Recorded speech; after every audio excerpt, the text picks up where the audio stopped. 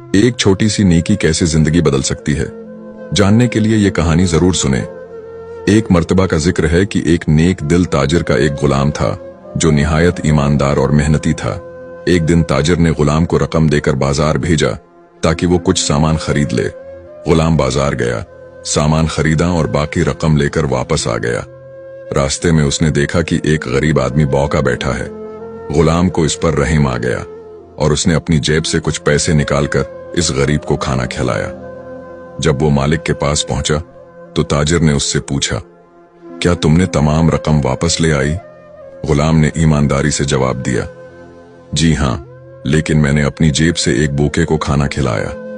ताजिर बहुत खुश हुआ और कहा, जो कुछ तुमने अल्लाह की राह में दिया वो जाये नहीं होगा, बल्कि अल्लाह तुम्हें उसका कई गुना बदला देगा।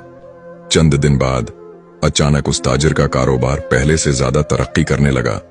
नफा बढ़ता गया और वो पहले से ज्यादा खुशहाल हो गया। वो समझ गया कि ये सब इस गुलाम की नेकी की बरकत से हुआ है। नतीजा, अल्लाह की राह में दिया हुआ कभी जाये नहीं जाता। जो दूसरों की मदद करता है, अल्लाह उसे दुनिया और आखिरत में बेहतरीन बदला अता फरमाता है।